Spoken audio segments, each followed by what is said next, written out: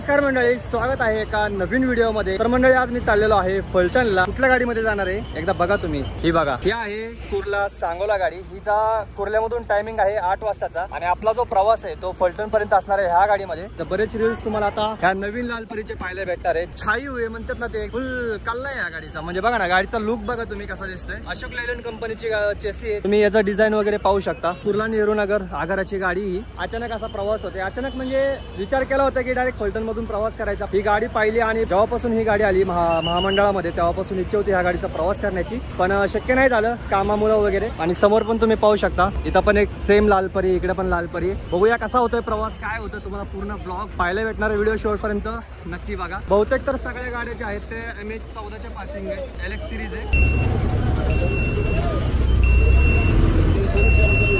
ही गाडी आहे कुर्ल्यावरच आलेली, कुर्ला मसवड गाडी आहे, सिद्धनाथ पसंत। समोर बघू शकता गाड्यांची एकदम आवक झालेली, म्हणजे गाड्याच सगळ्या। बघा परळ, आटपाडी, आहे नाशिक, कुरुंदवाड, त्याचा मार्ग बघा सातारा, कराड, सांगली। ही गाडी एकदम खतरनाक प्रकारची होती। आता जबरदस्त गाडी बघा, या दोन्ही सेम गाड्या आलेल्या आहेत। ही विटा स्वारगेट, ही नाशिक कुरुंदवाड आहे। मला वाटतं ही गाडीची जी बॉडी ना ती जास्त हेवी आहे त्या गाडीपेक्षा। तर ह्या गाडीचा पण आपण अनुभव घेऊया। गाडीची सिटिंग कॅपॅसिटी तुम्ही पाहू शकता, 1 पासून ते 41 पर्यंत शेवट 40, 41 आणि इकडे आहे 37, 39। मागे जे आहेत ते 5 सीट्स आहेत। मागे पुशबॅक नाहीये, फक्त पुशबॅक जे आहेत ते ह्या सीटला आहेत। आणि जरासा स्पेस कमी आहे, कारण की तुम्ही पाहू शकता जराशी परत प्रवाशांना यायला अडचण होते।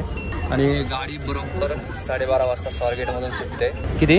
182, 2 रुपये सुटते। अंतर सांगायचं राहिलं तर पुणे ते फलटण अंतर आहे 104 किलोमीटर। आणि हे मी तुम्हाला का सांगतोय, कारण की जो पुढचा आपला प्रवास होणार आहे तो वेगळा प्रवास होणार आहे। कदाचित तो तुम्ही पाहिला पण असेल, तर तिकीट दर जो आहे तो वेगळा असणार आहे। मला जो तिकीट दर लागलेला आहे स्वारगेट ते फलटण तो आहे 182 रुपये। म्हणजे 200 रुपये दिले, फक्त 18 रुपये परत आलेले।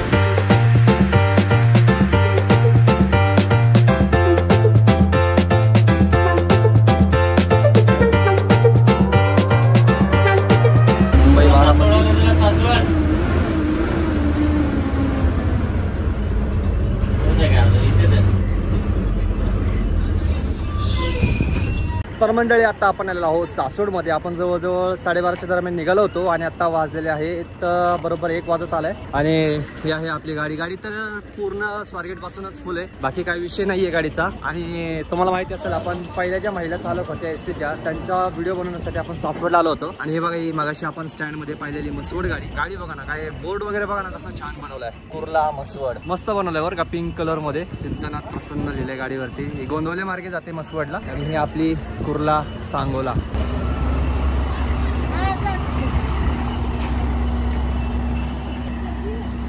तर मंडळी पाहू शकता रस्त्याचं रुंदीकरण किती होत आहे, म्हणजे भरपूर मोठा असा रस्ता होणार आहे।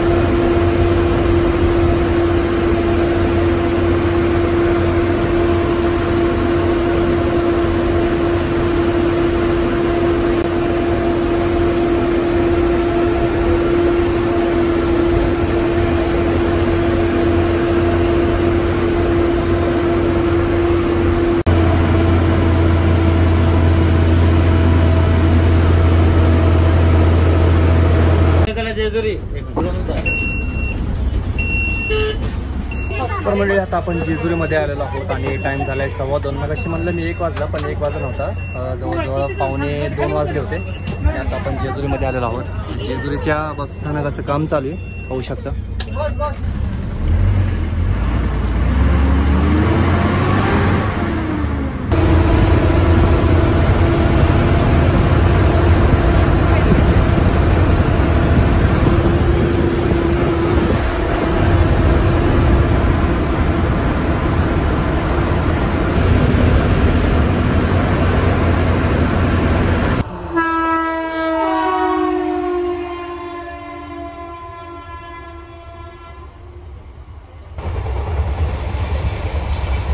बरोबर 2:45 वाजता आपण नेऱ्यामध्ये आलेलो आहोत।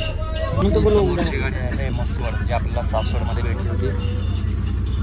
नेरा क्रॉस करतोय आणि समोर आहे कुर्ला नेहरू नगर, हे मसवड गाडी आणि नेरा नदी।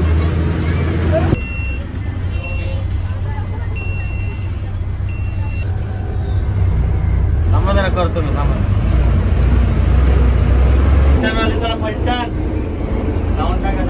कुठे इथेच उभी करा तोपर्यंत.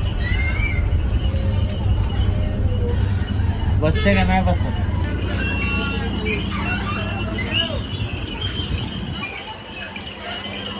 फायनली मंडळी पोहोचलो आहोत आपण फलटणमध्ये. ते ही गाडी होती आपली कुर्ला नेहरू नगर ते सांगोला गाडी आणि बरोबर 3:30 वाजता गाडी फलटणमध्ये आलेली आहेत. आपण साधारण 12:30 वाजता स्वारगेटमधून निघालो होतो अंदाजे. आता काय तुम्ही असं टाईम बघितलंच असेल. तर कसं वाटलं तुम्हाला आत्तापर्यंतचा प्रवास? जवळजवळ आपल्याला 3 तास लागलेले आहेत आणि इथून आपण पुढची एक जर्नी करणार आहोत.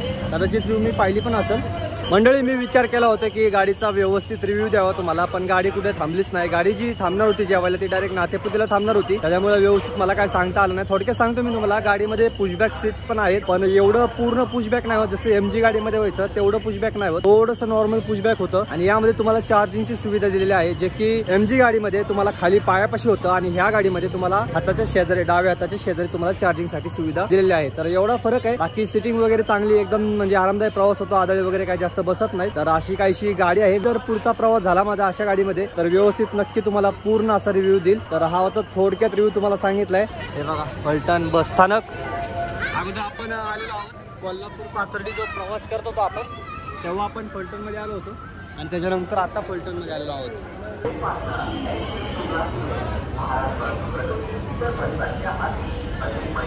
आली बघा कुर्ला म्हसवड. या मागे एकच गाडी आहे बरं का.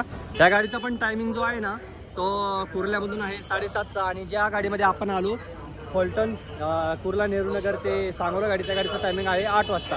असा थोडासा अर्धा तासाचा फरक आहे, पण गाड्या एक मागे पुढे चालतात. तर चला जाऊयात. जरा भूक लागली मला, जेवण वगैरे करतो. बाकी सगळं तुम्हाला पुढच्या ब्लॉगमध्ये पाहायला भेटेल. तर हा ब्लॉग आपण इथं संपूयात. भेटूयात पुढच्या प्रवासामध्ये. Bye bye, signing off. जय महाराष्ट्र. बरेच जण म्हणत असतील गाडीचे व्हिडिओ येत नाहीत, टेम्पोचे व्हिडिओ टाकत नाही, काय झाले, काय प्रॉब्लेम आहे, काय नाही. तर सध्या मित्रांनो लोकलच चालू आहे, त्याच्यामुळं काय टाकावं ते समजत नाही मला. पण लवकरच प्रयत्न करतोय की नवीन व्हिडिओ येतील गाडीचे, पण ते सेकंड चॅनलवरती येणार आहेत. जर अजून कुणी सबस्क्राईब केलं नसेल तर सबस्क्राईब करून ठेवा. अचानक कधी व्हिडिओ पडू शकतो. तर चला भेटूया पुढच्या प्रवासामध्ये. Bye bye, signing off. जय महाराष्ट्र.